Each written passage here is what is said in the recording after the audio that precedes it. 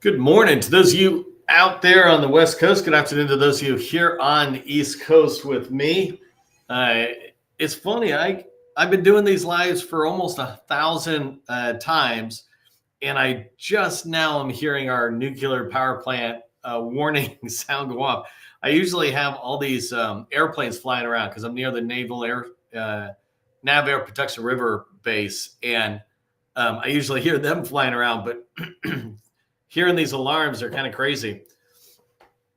Okay, so let me get rocking and rolling here, just trying to get my ducks in a row. I'm back after a little bit. I was sick for a while. We had Thanksgiving coming up, but I'm excited about today's topic. So let me just get myself set up, and I think I'm good to go. And we can rock and roll. Let's get started talking about the Army PEO Enterprise, Program Executive Office Enterprise. This is one of the major ones out there related to IT services. And I thought I'd come along and give you an introduction of their office, their organization. And I'm giving it from my perspective, right? I'm not trying to speak on behalf of PEO Enterprise. I'm speaking as if I'm in your office and you're like, hey, what's PEO Enterprise? Well, let me give you a 20-minute overview of what PEO Enterprise is. The reason I chose PEO Enterprise as one of the first ones I'm doing out of the gate is because there was two lessons that I picked up over the lessons that they learned over the last, 2 to 3, 4 months ago. These two lessons really sunk in with me that they learned, and I was striking to me. The first one is related to the contracting officers and senior leaders within PEO Enterprise, and not picking any particular person out, but this is a mind shift lesson learned that it was staggeringly great to me that they learned. So anyways, the lesson was that for years, decades actually, for this one particular contracting officer I'm thinking of, they always tended to lean on large businesses. They could rely on large businesses. In federal government contracting, for the buyer side, there was a line that people used to use all the time that no one could get in trouble for buying from IBM or from Lockheed Martin, right? You went with a tried and true company, and if it didn't work out, it didn't work out. But if you went with a small business, it was like, you took this unnecessary risk. And that's not really the case. But because of that, buyers in particular tended to get biased towards large businesses. Anyways, this KO engaged with a small business and brought him in on the innovation side, and was just shocked immediately on how great it was to be working with a small business. The small business was responsive. They were able to be very innovative because that's what they do. And they didn't really have any bureaucratic levels to their company. They just had pure, hey, let's get the work done. Let's get to the mission, right? Not that larges don't think that way, but when you've got bureaucracy in there, it slows things down. With the smalls, it was an eye opener. And so inside of PEO Enterprise, there was this awareness or mind shift of, man, maybe smalls are pretty good. And then the second lesson that came out of there was recently, this guy, Colonel Paul, did, and you might see him in a minute, but he did a video recently, and he was talking about this lesson. And I describe it as the Army is moving at Silicon Valley speed, because he described this lesson of, he brought PEO Enterprise developers into a room with a bunch of Army recruiters from the field, real world recruiters doing full-time recruiting, trying to build up the Army base. Anyways, he brought them into a room and said, hey, we've got this recruiting app for you. It's awesome. We think it's awesome, but we need you to beat it up. Just tear it to pieces and tell us anything that's wrong with it. And within the course of a day, those recruiters just tore it to pieces. They created this list, I think, of something like 100 different things that are wrong with this application. And so what happened was, as the recruiters went away for dinner, the developers went away and put their heads down all through the night, and they nailed every one of those 100 problems that the recruiters had identified. We don't like this. This thing doesn't work. We wish this was better, right? The developers knocked all that stuff out, came back on the second day, and were able to bring that app up to the level that those recruiters are like, oh my God, that will make my job so much easier. And that's why I call it a Silicon Valley speed. And PEO Enterprise is leading this push of getting the Army to be moving at Silicon Valley speed, where you want something to come out top quality and works for the customer, but you don't want to spend so long developing. We say 6 to 24 months or something. You want to spend 6 to 24 days on getting things out to the soldiers in the field. And that's pretty much where PEO Enterprise is trying to go and trying to lead the way in agile software development, et cetera, is how can we get stuff to the people in the field, the soldiers in the field, to make their job easier, to help them accomplish the mission. So that's what I want to talk about today, is just give you an overview of PEO Enterprise. My goal is that you get inspired and want to go learn a lot more about them, go support them, get in there and meet with them, et cetera. If that's what you're thinking about for today's training, put "I support the Army" in the comments. I want to see that across the board, right? I support the Army. Okay, so I'm going to cover down on a lot of stuff, and I got a feeling I might run out of time, which is fine. It's not the end of the world. I'll try to go through the slides fast, and you can come back. But a couple of main things I want to talk about: what the PEO Enterprise organization is. PEO's guiding, they have 3 guiding pillars, and I really like these, and it helps me understand how I can align to them, and you can. And then PEO leadership, giving you a top-level understanding of the PEO leadership, and then their different project offices. So 4 through 8 are these 5 different project offices. One of them's a little separate at the moment. I'll talk about that. But and then the last thing I want to talk about, and I'll try to save time for this, is how you can request meetings within PEO Enterprise. And I'm going to do it on a separate twist. Whether you want to meet with them or not, their process for working with them and getting a meeting is really creative, and I like it. It makes us think on the industry side. That's what I'm going to cover down on today. If you don't know who I am, my name is Neil McDonald. I'm the president of the GovCon Chamber of Commerce. I am founder of Call Plan AI, and I want to welcome you to my federal sales training, where I provide tips for success in the federal market. I spent 20 years in the federal market as a small business owner after I got out of the Army. And since 2018, I've been teaching people like you that government contracting is not a secret. It's just a process. When we follow a process A to Z, we have repeatable, predictable results. This is what I want for you. This is why I come back every single day. If you haven't followed me on LinkedIn already, join 43,000 other people and follow me on LinkedIn. I put out content that I believe is valuable to your journey to success in the federal market. I don't have my upcoming training coming back. I'm coming back after being sick, so I'm a little slow. I will have training every day this week. I'm just not putting it out long in advance. So just block 12 o'clock noon East Coast tomorrow and watch my LinkedIn profile for a notification. Okay, so let's start with just what is PEO Enterprise. And again, if you're just getting here, I'm not here speaking on behalf of PEO Enterprise. I'm putting my spin on their information. I want you to go and learn more with them. Go to their events, talk to them, et cetera. But I want to give you a high-level understanding of who they are, as if I was in your office talking with you. So the first thing is that they're leading the modernization effort for the Army's enterprise business systems. These systems, many of them are legacy. I was listening to somebody who just got an award this year in PEO Enterprise because they migrated and upgraded an application in there from COBOL to whatever modern language they're using right now. It was staggering to me because 10 years ago, 15 years ago, we were calling COBOL dead and very legacy, and it's still here. And these are the challenges PEO Enterprise is leading, trying to move their systems up to a modern era so they can actually deliver on the mission. PEO Enterprise supports 1.1 million soldiers out there and 330,000 civilians. So the entire Army base and then some around the country, or around the world, excuse me.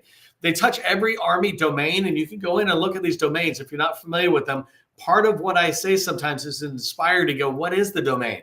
Let me go learn about those Army domains, because if I want to support the Army, I should know how they're doing it. So their systems and the work that they do, they touch on every domain, Army domain, branch, unit, down to the soldiers. Every soldier and civilian within the Army is impacted by what PEO Enterprise touches out there. And this is worldwide. It's a huge footprint that they're supporting.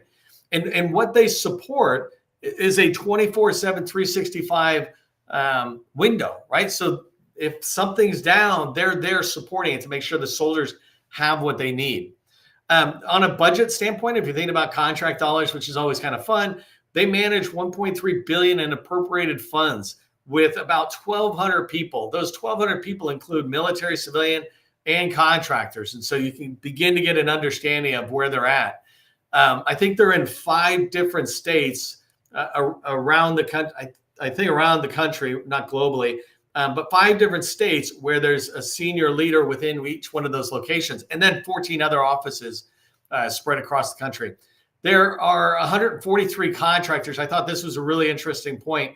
133 different government contracting firms, so businesses, that are delivering on 273 active contracts. That number might be a plus or minus at the moment, but that's a pretty big understanding. And for me, if I'm trying to get into PEO Enterprise, that piece of information alone is hugely valuable, because now I say to myself, well, I want to know who all 133 are. If I want to get into PEO Enterprise, then I want to be able to know every one of those 133 government contractors and see if I might be able to team up, if there's natural areas for us to team up on. And then I also want to know what those 273 active contracts are. I didn't take a moment to do this ahead of time, but I might go get their DODAC or something, the number that identifies with this office and what they're buying. I might chase that down and try to go, well, what are those 273 contracts? Which ones of them can I play in? That's not a lot of data for you to go gather and browse and take a few weeks to browse if you're really trying to support an organization like PEO Enterprise. Okay, so let me talk about these 3 pillars that I call them guiding pillars. They just call them the 3 pillars PEO Enterprise has. But I really like them because it tells me what I need to make sure I'm aligning with, or you need to align with, if we want to support PEO Enterprise. First thing is speed, right? They want to become agile practitioners to deliver earlier, faster, and more frequently. That's what I was talking about earlier. They're already doing this. Their adoption of agile was at the forefront of the Department of Defense, pushing it out there. And agile, if you're not familiar with it, the idea, like my phrase is fail fast. And fail fast doesn't mean you break something. It means try something, and if it works, great, do more of those little iterations forward. So you're getting soldiers something faster. And then fail fast could sometimes mean try it and it breaks you. Oh, it didn't work. Well, when you do it in an agile, smaller way, you're able to fail fast and recover, all of it driving towards delivering something to the soldiers, the practitioners faster. Soldiers faster. The second pillar is efficiency. Do more with fewer resources by centralizing capabilities, eliminating redundancies, and leveraging innovative techniques. This is what, if you've been tracking it all within the government, this is what's been happening anyways. The government went through DOGE, and they're looking through efficiency gains there. Department of War, Department of Defense, right? They just went through this huge initiative, and the Army's going through the same thing, where they're consolidating program executive offices down to these things called PAEs, which you can go figure out what those are, right?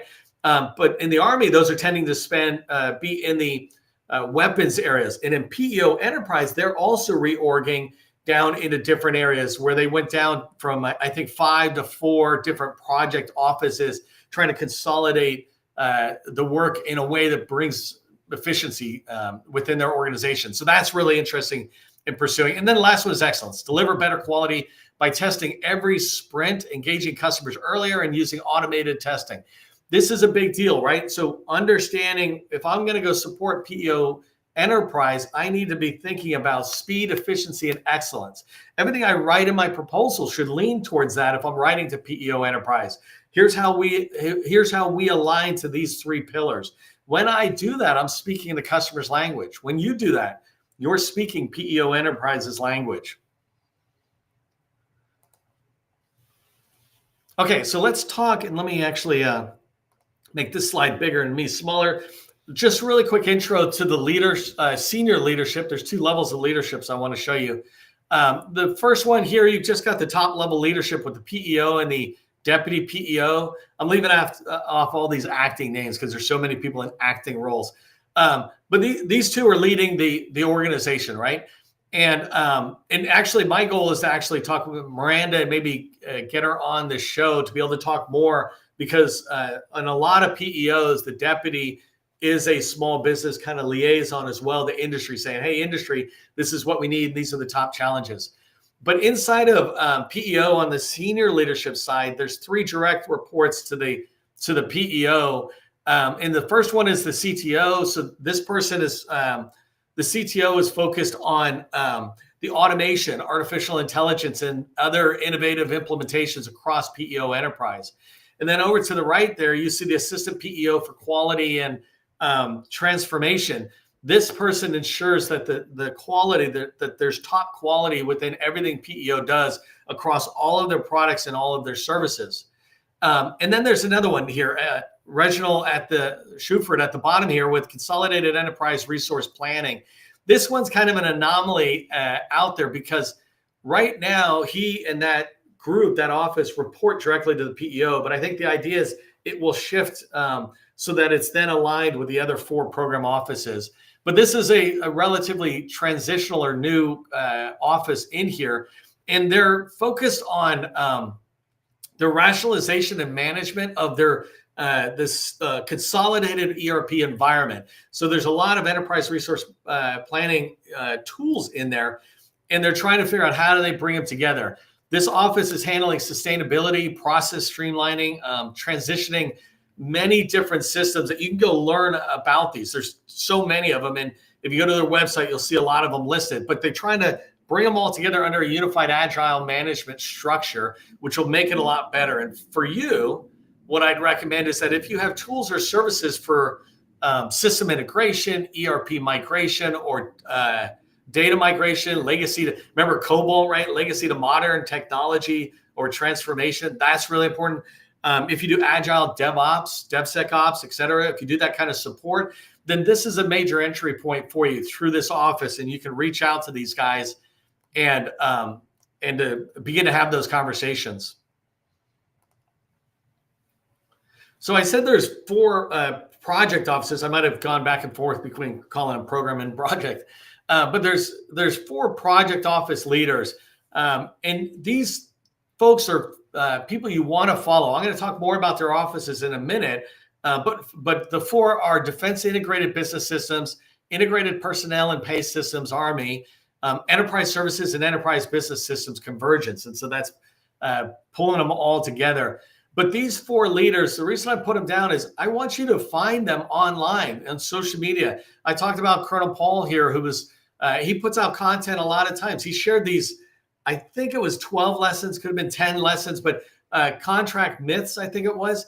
But understanding how a federal buyer is talking about what's going on within their organization and how you can learn. And when these people speak, we're able to learn so much more. It's as if we're having a meeting with them. I know it's hard sometimes to get a meeting, but it's not hard to hear what they're thinking. And this is an important lesson I learned from a CIO in the Army one time, where he was like, I don't have a problem meeting with people. I just don't like meeting with them and having them ask me what I think about artificial intelligence. For example, he goes, I just wrote like 3 white papers on what I think about artificial intelligence. I want you to come in more informed. Excuse me. So I put these people out here as a way for you to go follow them, find decks they've shared at different events, et cetera, or things they're posting on social media. You will hear what they're thinking and what their priorities are and how they see PEO Enterprise's priorities through their own lens.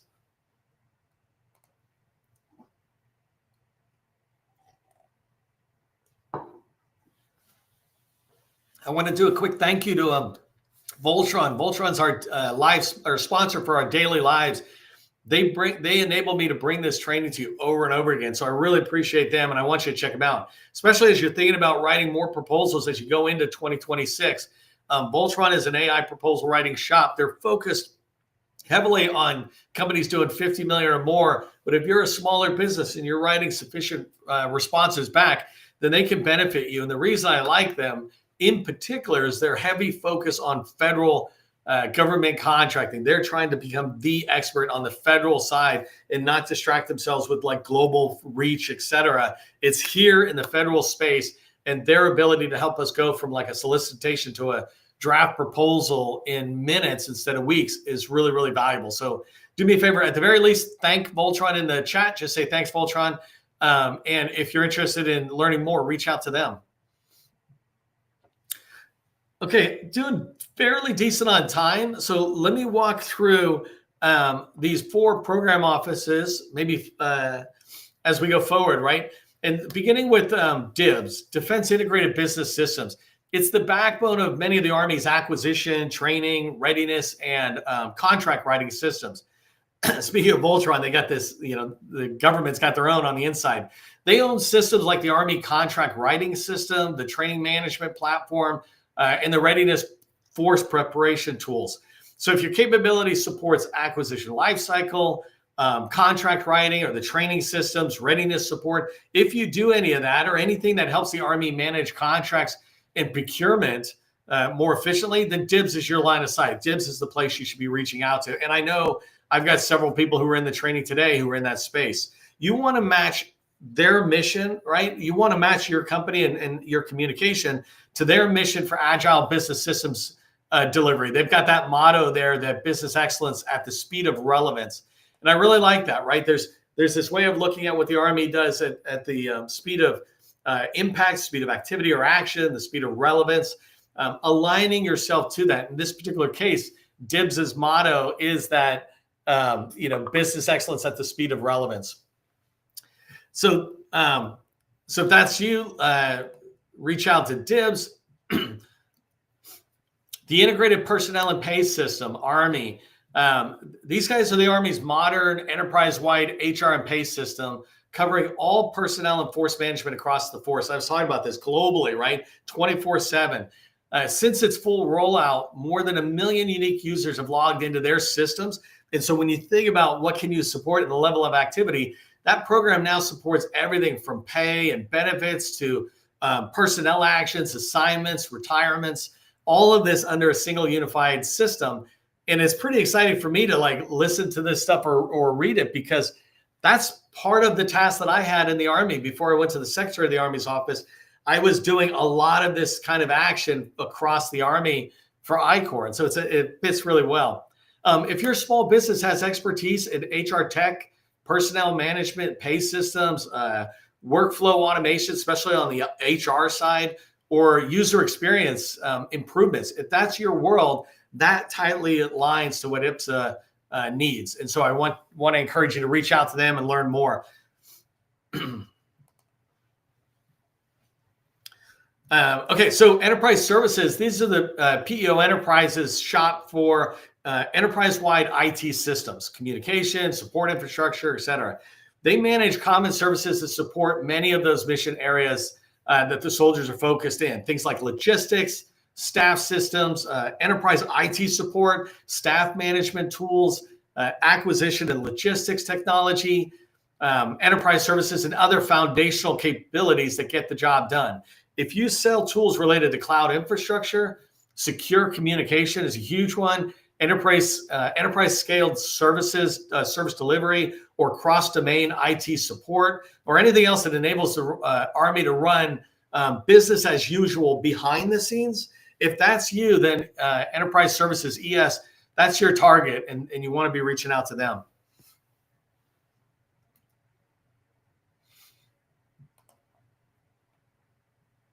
And the last group here is the Enterprise Business Systems Convergence. It's the Army's massive push to modernize, standardize, and converge its legacy ERP systems, or enterprise resource planning systems, especially across the finance and logistics function.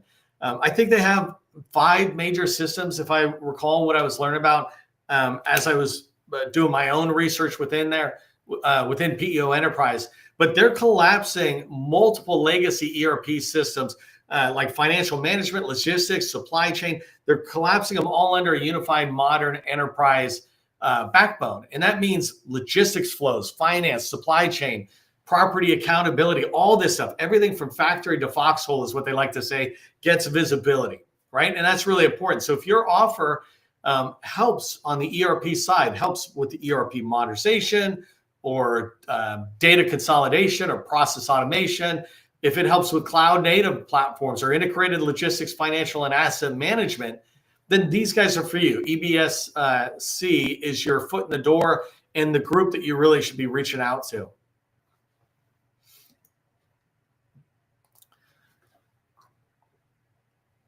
Okay, and the last group was the consolidated ERP. I had talked about these before, but these guys are bringing everything together into one program and applying that as an agile lens to the work and streamlining everything that they're doing. I already talked about it under the leadership side, but you can see some of the major programs they have in here.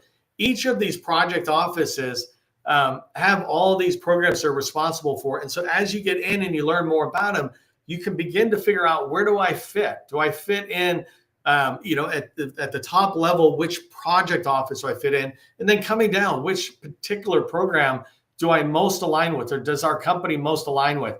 This goes back to what I was saying earlier about, if you look at those 235 contract actions, then you can try to figure out which ones of those actions can we really contribute to. And so I want you to take a look at that and figure that out as you go forward. Last thing I wanted to mention is how to request a meeting. First off, I would highly recommend you don't request a meeting until you're totally prepared. And in my mind, totally prepared means you've met with at least 2 or 3 existing contractors supporting PEO Enterprise and just pick their brain. Hey, I'm going to be knocking on their door. I'd love to work with you in the future. But if you haven't done that, you haven't taken the time to research PEO Enterprise from the outside before knocking on the door to meet with them. But when you're ready, you can go to army.mil/enterprise, and on there it'll say request a meeting. But the part I put here, the bullets I put here are the what I thought was cool in the fields that could be really valuable to you. First off, these 6 questions are really spot on, because first, they're required fields. You need to be able to answer them when you go in. And this is how you're making a first impression before you go in. But they ask, what specific problem can you help solve? You should be asking yourself that on every single meeting that you have as you go in, right? What specific problem can we help solve? The second question, what is your meeting objective? I tell people all the time, set your objective. In this case, it's okay to transmit that to the federal buyer on PEO Enterprise side. What procurement are you pursuing? And I put in procurement for the long range acquisition forecast. When you go to /enterprise, you'll find their procurement forecast on their website, and it's updated a few months ago. And then, who are your top 3 competitors? I thought this was a really interesting one. I also think it's a horrible question, because there's just so much competition in the federal space. To pick my top 3, it's like, Microsoft, Boeing, and Booz Allen. It doesn't really fit in, right? But you do need to answer that. So you do need to think about it. What are your competitive differentiators? This is huge. It literally should be on your capability statement, right? And here, because you're looking at PEO Enterprise, you might tighten this up more. But when you really have to think about what problem you solve and what differentiator do you bring that makes them feel like you can solve the problem, you're really giving them the impression that it's worth meeting you and it's worth learning about what you have to share. And then the last thing they ask for is to summarize your relevant experience. They're not asking for past performance. They're saying, summarize your experience in a way that makes us feel like it's worth even meeting you, right? We're not trying to be uppity or something as PEO Enterprise. We're just saying, if your experience is building buildings, well, that's not us, right? So summarize your relevant experience to PEO's mission as we go forward. And again, you can go to army.mil/enterprise and you'll find their website and that form. Here's what I want you to remember from today's training. 3 main things. First off, visit the PEO Enterprise website. I already told you that, and I think people are putting that into the chat if we're lucky. Second thing is, pick one project office you can support. And in fact, I would go one better and say one program office you can support, like the digital marketplace or something. Pick that and really come in and focus on that. That way, when you fill out your questionnaire, you're speaking to that one program. And then the last thing is, review the forecast that's on their website, the procurement forecast, see what's coming down the pike, as well as going to FPDS and find what they've awarded to before, so you can kind of build a consolidated PEO Enterprise sales pipeline. Hopefully you found this valuable. If you did, again, put PEO Rocks into the chat, PEO Enterprise Rocks in the chat.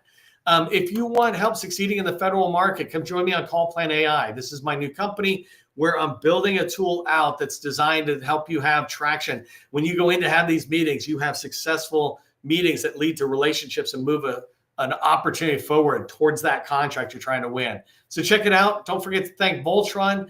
I appreciate you coming into the training. Just remember, government contracting, it is not a secret. It's just a process. By the way, if you liked this style of training, this is my first one. If you want me to do more training on key offices around DoD and civilian side, tell me more of the same. If you just put that in the chat, I'll know you appreciated it and I will do more.